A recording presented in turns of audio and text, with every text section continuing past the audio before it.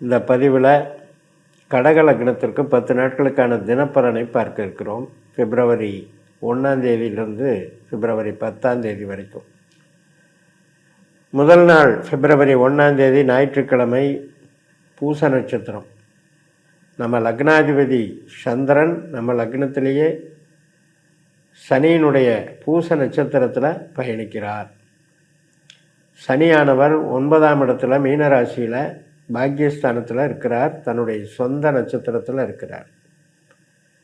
அதனால் இன்னைக்கு புது காரியங்கள் மற்றும் அனைத்து விதமான, இப்போ ஒரு ஆராய்ச்சி பண்ணுறோம் அல்லது ஒருத்தரை சந்திக்கிறோம் அல்லது விருப்பப்பட்டவர்கள்ட்ட ஒரு ஈடுபாடு வச்சு மூவ் பண்ணுறோம், இதுக்கெல்லாம் அவ்வளோ சரியில்லை.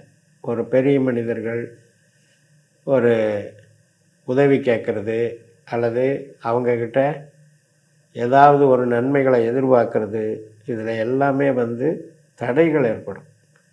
அதனால் இன்றைக்கு நம்ம ரொட்டீன் ஒர்க்கை மட்டும் பண்ணிகிட்டு இருந்தால் போதும். பிப்ரவரி 2ஆம் தேதி திங்கட்கிழமை, ஆயில்ய நட்சத்திரம், புதனுடைய நட்சத்திரம்.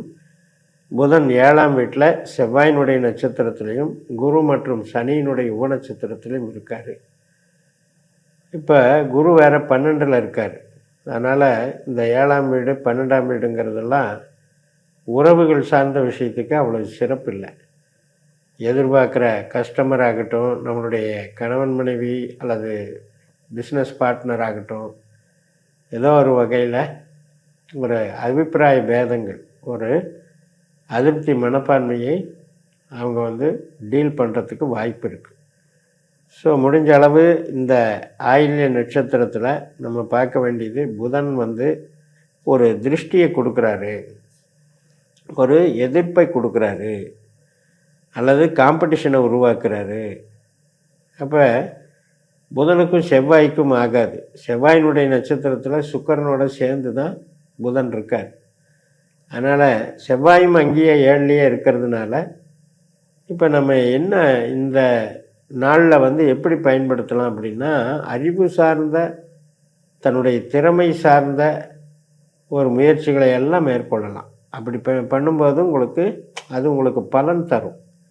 பட் இன்னொரு நபரை நம்பி இன்னொரு நபர் மூலம் வரக்கூடிய ஆதாயம் பெறுவதற்கு இது உகந்தது அல்ல.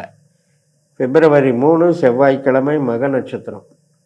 2ஆம் இடமான தனஸ்தானத்தில் சந்திரன் கேதுனுடைய நட்சத்திரத்தில் பயணிக்கிறாரு. அதே கேதுவும் அங்கேயே தான் இருக்கார், சிம்மத்திலேயே. சுக்கிரனுடைய நட்சத்திரம் மற்றும் சுக்கிரனுடைய உபநட்சத்திரம் மற்றும் சனியினுடைய அந்தரம் இதில் போயிட்டுருக்கு. ஸோ அப்போ 2ஆம் இடத்துக்கும் 9ஆம் இடத்துக்கும் கனெக்ஷன் பண்ணி பாருங்கள். ஒரு காசு சேமிப்பு அப்படிங்கிறது கரையிறதுக்கு வாய்ப்பு இருக்குது. அதே மாதிரி நம்ம பேச்சு எடுபடாமல் போகிறதுக்கு வாய்ப்பு இருக்குது. அதனால் கேது கொஞ்சம் குழப்பவாதி, பேச்சில் குற்றம் கண்டுபிடிக்கிற விஷயம் நடக்கும். முடிஞ்ச அளவு ரெகுலர் ஒர்க்குக்கு பிரச்சனை இல்லை. இன்றைய நாள் உறவுகள் சார்ந்த வகையில் அவ்வளவு சிறப்பு இருக்காது. பிப்ரவரி 4ஆம் தேதி புதன்கிழமை, பூர நட்சத்திரம், சுக்கிரனுடைய நட்சத்திரம். இப்போ இதே பூரத்தில் தான் கேது உட்கார்ந்துருக்கார். சுக்கிரன் எங்கே இருக்கார் அப்படின்னா 7ஆம் வீட்டில் செவ்வாயினுடைய நட்சத்திரத்தில் புதனோட சேர்ந்து இருக்கார். இப்போ சுக்கிரன் புதன் சேர்க்கை செவ்வாய் போல பலன் தருகிறது. சனியினுடைய உப நட்சத்திரத்தில் வேற இருக்கிறாரு. அதனால் பொருள்பற்றாக விஷயங்களுக்கு சுமாராக தான் இருக்கும், உயிர் பற்றான விஷயங்களுக்கு நல்லாயிருக்கும்.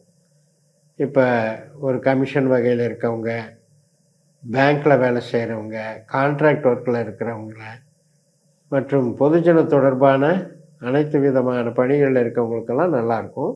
உற்பத்தி சார்ந்த தொழிலில் அவ்வளவு சிறப்பு இல்லை. உறவுகளுக்கு ரொம்ப ரொம்ப நல்லாயிருக்கும். பிப்ரவரி 5ஆம் தேதி வியாழக்கிழமை, உத்திர நட்சத்திரம், சூரியனுடைய நட்சத்திரம். இப்போ சூரியன் 7ஆம் வீட்டில் சந்திரனுடைய நட்சத்திரத்தில் செவ்வாயோடு சேர்ந்து இருக்கார். சூரியன் செவ்வாய் சந்திரனாக செயல்படுகிறாங்க மற்றும் சுக்கிரனுடைய உப நட்சத்திரமாகி சுக்கிரனும் அங்கேயே இருக்கார். அதனால் அதிகமான கஸ்டமர்களை சந்திக்கக்கூடிய வாய்ப்பு. அதே மாதிரி 7ஆம் இடம் அப்படிங்கிறது எதிரிகள்னு அர்த்தம்.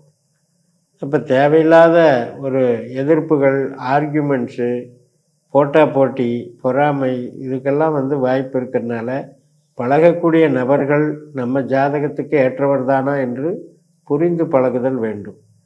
இல்லாவிடில் நம்பி ஏமாறக்கூடிய நிலைமை அப்படிங்கிறது ஏற்பட்டுரும். மற்றபடி உங்களுக்கு ரெகுலர் ஒர்க்கு ஒன்றும் பாதிக்காது. பிப்ரவரி 6ஆம் தேதி வெள்ளிக்கிழமை அஸ்தம் நட்சத்திரம் 3ஆம் வீட்டில் சந்திரன் பலமாக இருக்கார், லக்னாதிபதி. புதிய முயற்சிகள், புதிய பிரயாணங்கள், ஆவணங்கள் சம்மந்தப்பட்டது, வீடு விற்கிறது, இடம் விற்கிறது, கம்யூனிகேஷன் லைனில் இருக்கிறது, கமிஷன் வகையில் இருக்கிறது, ஆன்மீகம் சார்ந்த பணிகள், அனைத்து விதமான உறவுகள் சார்ந்த நன்மைகள் நல்லாயிருக்கும். பிப்ரவரி 7ஆம் தேதி சனிக்கிழமை சித்திரை நட்சத்திரம், செவ்வாயினுடைய நட்சத்திரம். 2 பாதம் கன்னியிலையும் 2 பாதம் துலாத்திலையும் இருக்குது. மதியம் 1:21 அப்போ துலா ராசிக்கு சந்திரன் மாறிடுவார். 3லேருந்து 4க்கு மாறிடுவார்.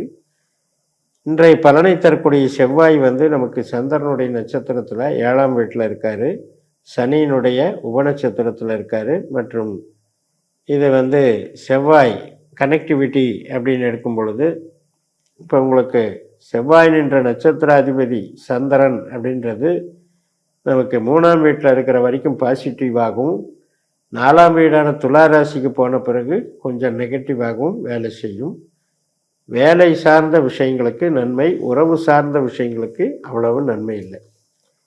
அதே மாதிரி பிப்ரவரி 8ஆம் தேதி ஞாயிற்றுக்கிழமை சுவாதி நட்சத்திரம், ராகுனுடைய நட்சத்திரம். 4ஆம் இடத்தில் சந்திரன், 8ஆம் இடத்தில் ராகு. ராகுவும் ராகுனுடைய நட்சத்திரத்தில் இருக்கிறதுனால மனச்சோர்வு, தடுமாற்றங்கள், வீண் பயங்கள் இதெல்லாம் இருந்தாலும் கூட அது ராகு சொந்த நட்சத்திரத்தில் இருக்கிறதுனால பெருசாக பாதிக்காது. வரக்கூடிய பிரச்சனைகளை தவிர்க்கக்கூடிய ஒரு அமைப்பில் இன்றைக்கி வேலை நடக்கும். பிப்ரவரி 9ஆம் தேதி திங்கட்கிழமை விசாக நட்சத்திரம், குருவினுடைய நட்சத்திரத்தில் சந்திரன் போகிறாரு. குரு நமக்கு விரயஸ்தானத்தில் இருந்தாலும் 12ஆம் இடத்துல தன்னுடைய சொந்த நட்சத்திரத்தில் இருக்கிறதுனால பெருசாக பாதிப்பு ஏற்படாது. அதாவது பிரயாணங்களுக்கு நன்மை தரும், இடமாற்றங்களுக்கு நன்மை தரும், ஆராய்ச்சி படிப்புகளுக்கு நன்மை தரும். மற்றபடி உற்பத்தி சார்ந்த தொழில் அவ்வளவு சிறப்பில்லை. பிப்ரவரி 10ஆம் தேதி செவ்வாய்க்கிழமை காலையில் 7:54 சந்திரன் அனுஷ நட்சத்திரத்தில் போகிறாரு. நமக்கு 5ஆம் இடமான விருச்சிக ராசியில் சனியை போல பலன் தர்றாரு. சனி நமக்கு 9ஆம் வீட்டில் இருக்கார். இறையருள் பெறுவதற்கும் உறவுகள் சார்ந்த விஷயங்களுக்கும் மிக மிக சாதகமான ஒரு நாள் எது. பூர்வீகம், குலதெய்வம் இதெல்லாமே சாதகமாக இருக்கும். மற்றும் குழந்தைகள் வழி நன்மைகள், கலைகள் இதுக்கெல்லாம் சிறப்பாக இருக்கும். கமிஷன் தொழில் நன்றாக இருக்கும் என்று சொல்லி நிறைவு செய்கிறேன். இந்த சேனலை சப்ஸ்கிரைப் பண்ணி ஷேர் பண்ணுங்கள். உங்கள் தனிப்பட்ட ஜாதக பலாபலன்களை என்னுடைய வாட்ஸ்அப் நம்பரில் தொடர்பு கொண்டு பலன் பெறுங்கள். உங்களிடமிருந்து விடைபெறுகிறேன். உங்கள் ஜெயம்எஸ். நன்றி, வணக்கம்.